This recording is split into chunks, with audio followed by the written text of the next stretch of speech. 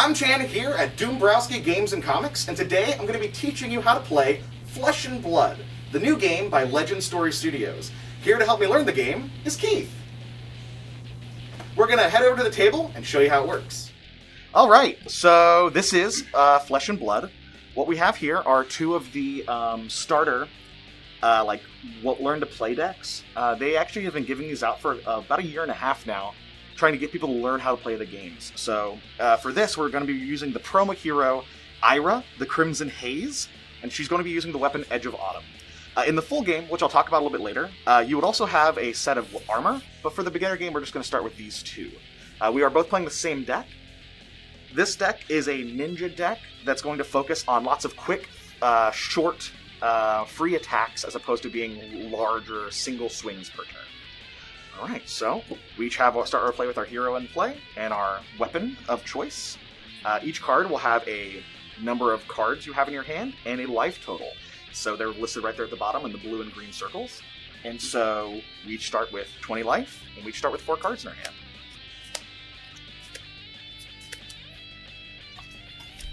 You would determine who goes first randomly, and I'm going to say that Keith goes first. Alright. In the game, you have, each card will have, I'm going to pull one up here on the side, each card has a cost in the top right in a red circle, and on the left-hand side are pips. So either 1, 2, or 3 little red circles, and that's going to be how you pay for the cards in your deck. To play any card, you pay its cost in the top right, and you add it to the combat chain. You get one thing per turn that you get to do, and that's your one action. Cards may say go again, or give you an action point to let you do more stuff. But we'll just play the game as it goes, and if something comes up, we'll talk about it. Alright, so to start things off, I'm going to pitch away Springboard Somersault to generate 2 pips. And then I'm going to play Torrent of Tempo. Alright, so that costs 1, so you have 1 left over. It's a 5 cost attack based on the bottom right. It's a 5 damage attack based on the bottom right. And if it hits me, you go again. Well, then I'm going to discard a Salt the Wound, which has a defense value of 3, and I'll take 2 from that attack and go to 18. Alright, and I will spend my remaining pip to play Torrent of Tempo. Alright! In that case, I'm going to use Head Jab and Torrent of Tempo to make 5 to block the second one. Okay. All the cards that were used to fight go into your graveyard. Any cards that were pitched for resources go to the bottom of your deck, and we'll get to see those again later in the game. My last card in my hand, I'm going to play face down in my arsenal. I'm just going to save that for later. Yeah, the arsenal's kind of a neat mechanic in this game. It lets you play cards, kind of have an extra card in your hand. The card from Arsenal can't be used for its resource cost, and you can't use defend with it, but you can do anything else in the game with it. Since this is the first turn of the game, we are both going to draw back up to our maximum hand size of 4. From this point forward, you'll only draw up at the end of your own turn. I'm going to start by pitching a Torrent of Tempo for 1, for Edge of Autumn for an attack for 1. Alright, I will choose not to defend from this attack. Alright. Since this alt card also has Go Again, I will then play Scar for a Scar. When I play Scar for a Scar, if I have less health than my opponent, I go again, which I do because I'm at 18 from that first attack. Alright, so from here I can defend with Springboard Somersault, right? So in this version, you would say, I have no card to defend. Okay. I then have an opportunity to play an attack reaction, and then you get the chance to play a defense reaction. So now you get to do it. Okay. Since you have no attack action, I will go ahead and put down my defensive action. Cool. It does cost 0, which is nice. And if it's played from Arsenal, it gets a +2 to its defense, so a defense for 4. So you will take 1, because my card is 4 attack, +1 from my ninja's static ability. Yep. So since I still have 1 more attack left, I will then pitch my Springboard Somersault to attempt a Flying Kick. The Flying Kick, if it is the 3rd in the link, it's going to have a +2, so it is actually a 7 as I'm attacking. One of the hardest parts of this game is that you don't draw until the end of your own turn, So you have to defend before you attack. So it's this kind of balance between, do you want to defend and take less damage, or do you want to keep cards in your hand to attack back? In this particular case, I think I'm going to save cards to attack on my turn. All right. And take the full 7? Yep. So that puts me at 11. All right. Taking 9 this turn. Woo! Sometimes the game can go by pretty quick, especially when you're starting with 20 health. The Ninja v Ninja meta. Yep. So I'm going to draw my 4 cards back and pass it back over to Keith. All right. So the first thing I'm going to do is I'm going to pitch Biting Thorns. So we'll go up to 2 pips here. All right.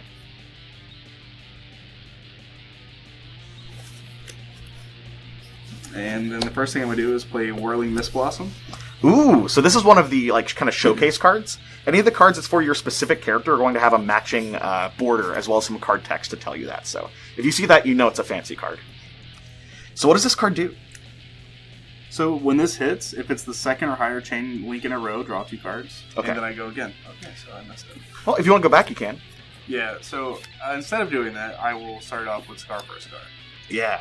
And you do have less life than me because I'm at 16 and you're at 11. Yeah, so I do get to go again, because when I play this, if you have less life than your opponent, you get to go again.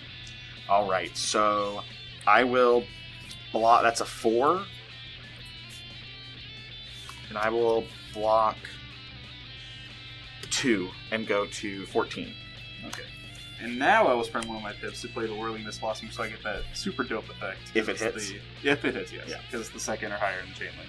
And you get a +1 attack because of your ninja static ability. Yes, so it is currently at 3. So I'm going to... I don't want to have to do this, but I will. I will discard my Flying Kick for 3 to block it, because I don't want you to get more cards. Fair enough, I understand. Then I will end this with a Salt the Wound here. Okay. So it gets +1 for each other attack in the chain, that is hit. So it's only going to get +1 from the Scar for a Scar, so it's going to be at 3. I'm going to take it and go to 11. Alright, that seems fair. Now he only has 2 cards to play with on his turn. Yeah, which sucks. I would love to have more cards to attack with. And then I will end and draw up to 4 again. You were at 11, so we're both at 11. 11 So all. I don't have less life than you, so I can't Scar for a Scar. Alas. I mean, I can, it just isn't as good. Just according to my play. All according to Kikaku. I'm going to attack with a Scar for a Scar to make you at least pitch something, so it's an attack for 4. Okay.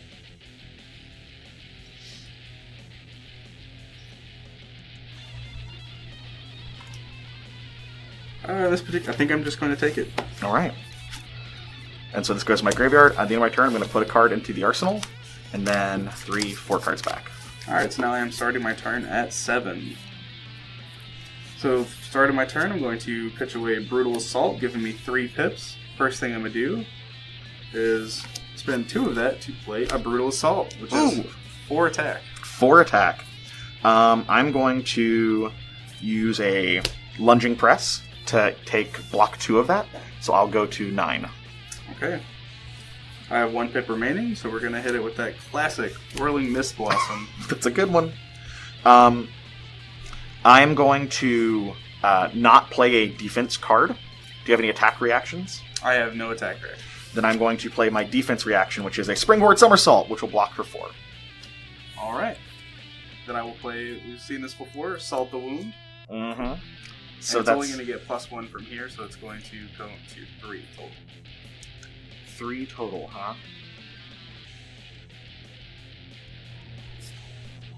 You got me on the back foot, man. I don't like this. I think I'm going to block with Biting Thorns and take 1. So that puts, so I took 2, and then I'm taking 1, so now I'm at 8. Yep. Which is not less health than me. No, it's not! Ah, that sucks! I will end my turn and draw back up. You're planning this out. I don't like this. 7 to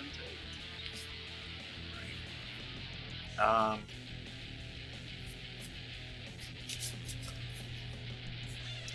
I'm going to...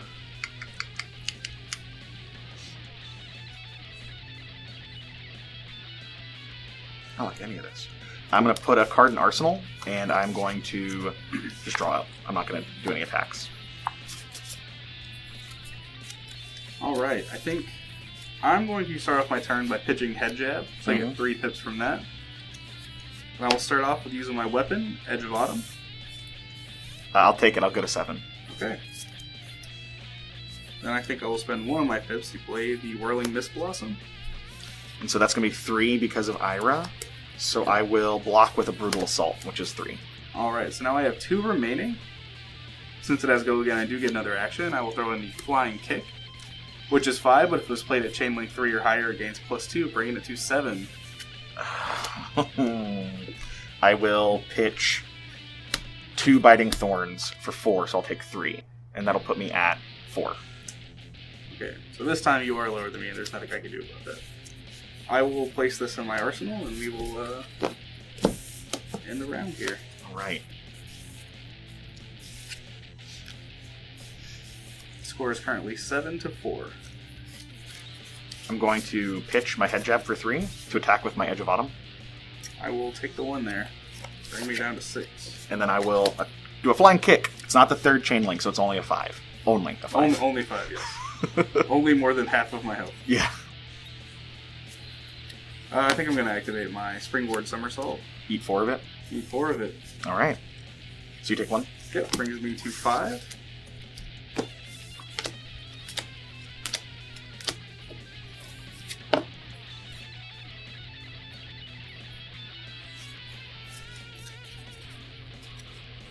Alright, anything else? Oh, that's it for me. I drew it back up. I didn't have it. I ran out of cards, so. Okay, the first thing we're going to do is throw away Biting Thorns, generating 2 pips. Okay.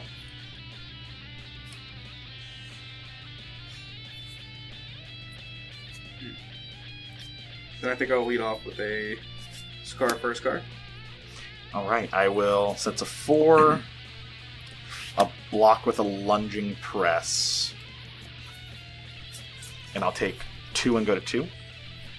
And since I did not have lower health, I do not gain Go Again.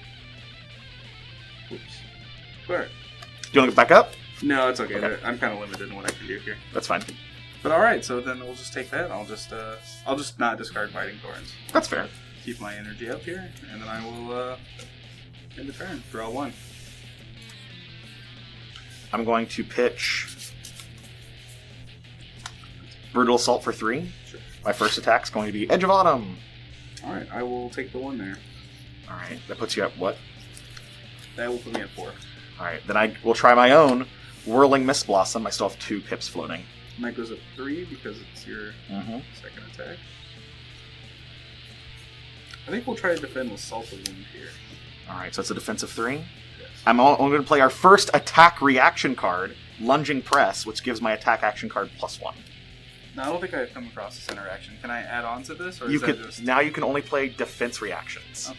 Well, I do not have any defensive reactions. So that's going to push me over for 1 more point of damage. But because it's the 2nd or higher and it hit, I get to draw 2 cards. Yep. That will... And I have Go Again.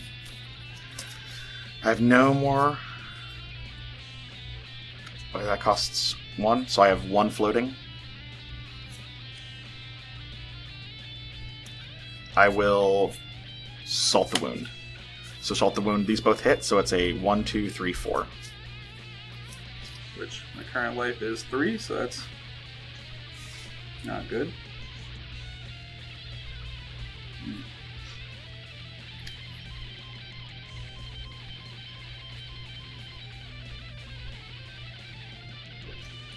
I think we will play Lunging Press to defend it and take 2. Okay.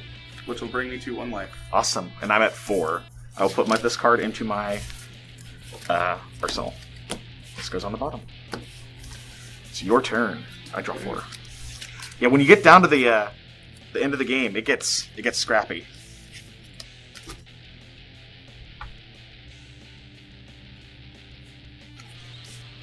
Alright, I think I'm going to pitch Biting Thorns, give me 2, and I will play Flying Kick. Whew, 5 damage. And I will...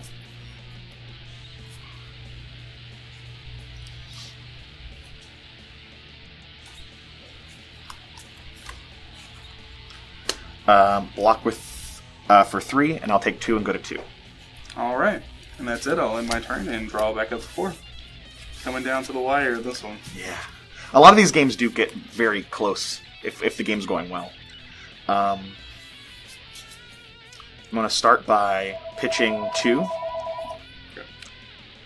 And so I'll use my 1 to attack with the whirling, the Edge of Autumn. I think I will take the 1 there. Putting me at 1. Right. So then I will... Sorry, actually, hold on. Oh, wait, I can't I think you're at 1, yeah, right? I'm at 1. Yeah, it's you there, too. Alright. Alright, ran it to win it now. What's a hit with even the little attacks are scary. Yeah, it was a block with lunging press. All right. I will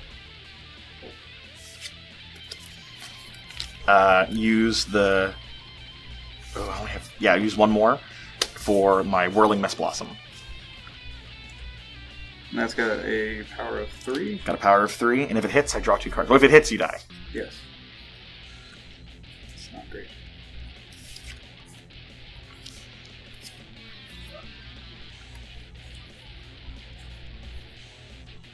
I think we will pitch Biting Thorns so that we can defend with Foreign Tempo here. All right.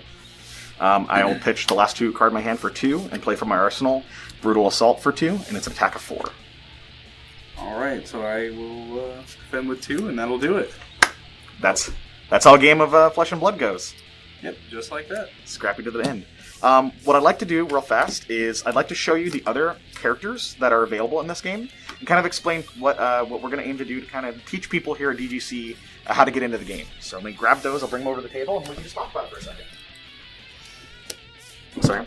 I'm really into this Bravo guy. I don't know. Get some real pirate vibes coming from him. Yeah, so I just brought out all 4. Each of the sets so far has had 4 characters. And they're each a different class, so there's actually 8 classes to choose from, and it gives you this kind of a very different ways to play the game, depending on who you're looking at. Not only from like a fun thematic standpoint, but just from like how the game works. So we're talking about Bravo. So Bravo Showstopper, he is this he's a guardian class. I'll pull up some of his cards up on the screen, but he is this big brawly Gaston guy. If you look through his cards, his weapon is Anathos, this giant hammer. So you can actually, I think it's the 3rd card there. And so you can just see right there, whereas the ninja had an attack of damage of 1, his hammer is a damage of 4. Granted, it takes 3 to attack with it, but he's just going to be doing 1 major swing every turn as opposed to lots of little tiny jabs. He also rewards you for having high pip counts in your pitch pile. And it can easily go up to 6, and you're going to need that anyway to pay for the extra 3 to attack. One of the other things that's neat that we have 2 cards here. So for Ira, we didn't have them, but for this we have Bravo the Young, and then just the general Bravo Hero. This is so that way if you're playing the standard 60-card deck version of the game, you would play Bravo Showstopper. He has 40 health, but plays pretty much the same as the Bravo the Young. However, if you were drafting, doing a sealed deck, or playing the Blitz format, you would use the younger version, which is less health. The Blitz format is what these all 8 decks are. They are 40-card decks with a maximum of 2 of any card inside of them. So that way you can play quicker games more often, as opposed to being in longer tournaments. So it's not quite a sealed deck, not quite a draft, but it's definitely an easier way to get into the game. The first set, which is Welcome to Wraith, has these characters. Bravo, Showstopper is a guardian. He has he kind of messes with your opponent, makes them have get rid of their cards in their hand, and hits with big hits. Dorinthia, she is a warrior. She's kind of like a paladin. She heals herself when she hits, and her sword gets better every turn that she hits twice. So it gets tokens, so that way she can just make her swings bigger and bigger and bigger over time. Rhinar is this giant monster of a man. His class is Brute, and he also has these huge swings. But he makes it so that way you just can't play card. You have to discard cards out of your hands. He likes to just be reckless as he plays the game. And we have Katsu, who's kind of like Ira. He's also a ninja. His neat thing is he's the only character game so far. He has 2 one-handed weapons instead of a 1 two-hander. So when you play as him, he actually it should be in there. He plays with 2 of the swords, probably at the very top, but just past the armor. Maybe his tokens. Yeah, there we go. Yeah, he's got 2 one-handed swords, as opposed to doing anything else. Azalea, she's our ranger. She uses a bow, and her cards are also arrows that go into Arsenal and kind of get shot out. Viserai is a rune blade. He stacks these cards that let him have extra mana pips in the game. Dash is a mechanologist. Her main mechanic is called Boost, which is where she gambles the top card of her deck to try to let her do more actions a turn. And Kano is a wizard. He doesn't actually have very many attack actions. He just plays spells that deal straight damage to your opponent that they can't interact with. So he's definitely a, like, think of your blue, or he's kind of like a blue-red mage, is it, if you're a Magic player? He also starts with less life. He does, yeah, he's weaker. It's definitely a high risk, high reward with Kano.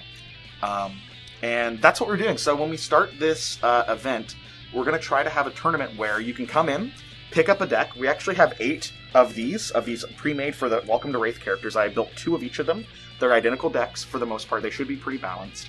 And we're going to play games wherever you feel safe to play them. So we're going to try to either do a tournament or a league system. And if you want to play at the shop, you can play your points there. If you want to play on Discord, you can play there. Skype, Tabletop Simulator. As long as you're playing with these decks, it's kind of our welcome event. We have prize support from Legend Story Studio. We have some cool playmats. We have some promo cards. And Ryan should be getting in some new cards this week. Starter decks and boxes of the sets. So I'd love to have you guys try this game out and check it out. What do you think about it, Keith? It's pretty sweet. It actually reminds me a lot of kind of like a fighting game, almost like Street Fighter, because it's just you play as your character and you're just kind of throwing attacks at each other back and forth and blocking when you can afford to. Mm-hmm. The one other mechanic that we didn't really go into is every character also has 4 armor slots as you play the game. And the armor is across the common and uncommon rarities of the game, and they have their own defenses, and as you use them, they break. So you kind of start the game with some extra spells that you have the access to, and throughout the game you'll use them and break them and go through it. It is also the Blitz format's sideboard. When you come to a Blitz format, you have 11 cards that you can choose from for your armor, and when you sit down against your opponent, you could be like, well, you're playing Kano, so I'm going to pick the Null Rune Hood that gives me bonuses against arcane damage. I'm going to pick this that let me draw more cards. Whereas if I'm going up against Bravo, I might just play just the big iron armor to try to block as much damage as possible. And that's how you're going to have the sideboard version of this, is through your armor, not necessarily the cards in your deck. And that's Flesh and Blood. Check it out here at Doombrowski Games and Comics, and if not, we'll see you on the internet. Bye!